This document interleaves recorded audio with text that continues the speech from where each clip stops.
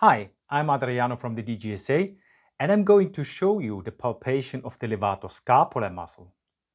We noticed on our courses that participants have quite often difficulties to find the right direction of the muscle, and they are looking often too posteriorly, where the semispinalis capitis muscle is running.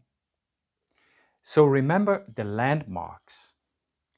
The origin is the posterior superior border of the scapula, in between the angulus superior and the trigonum, and it attaches on the transverse processes C1 to C4.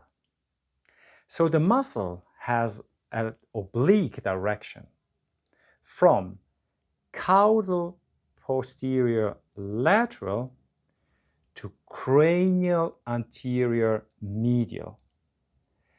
And remember also that the proximal third of the levator scapulae muscle is covered by the upper trap.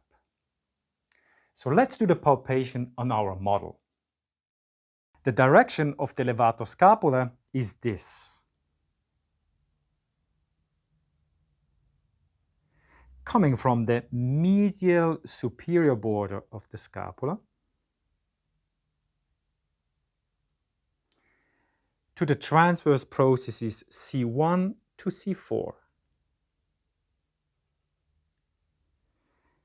Another important landmark is the anterior border of the upper trapezius, which is much more anterior than people sometimes expect. The anterior border of the upper trapezius is useful to differentiate between the part of the levator which is covered and the part which is non-covered by the trapezius. For the palpation of the lower part of the levator scapulae, which is covered by the trapezius, we can choose either a flat palpation, pushing with the finger through the trapezius, reaching the levator scapulae, and we move the finger perpendicular to the fiber direction, rolling over the muscle and looking for a bump underneath the trapezius. Or we can choose the pincer palpation. For that, I need a relaxed trapezius.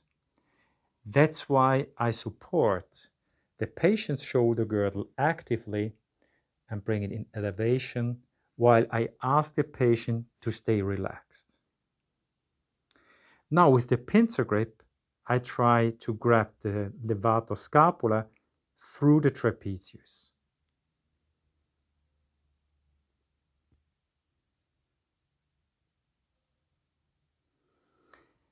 Be aware that you don't take too much trapezius in between your fingers, otherwise you have no chance to grab the levator scapula.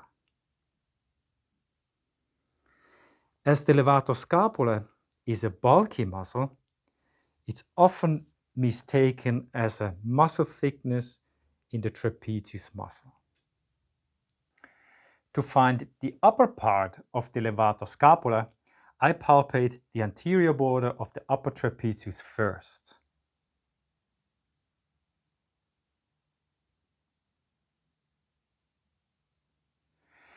So the levator scapula lies in front of it, and for the palpation we can choose again the flat palpation, pushing with the finger against the muscle belly and move the finger perpendicular to the fiber direction,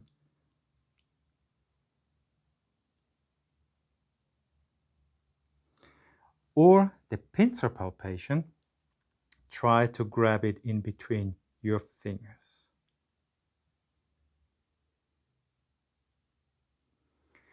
Be aware not to grab the sternocleido in front of the levator scapula, which is a bulky muscle.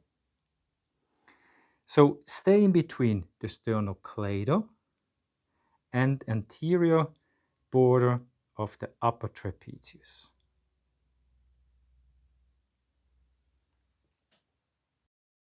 So that's all, folks. I hope this video is going to help you in your daily business as a dry needling and manual trigger point therapist.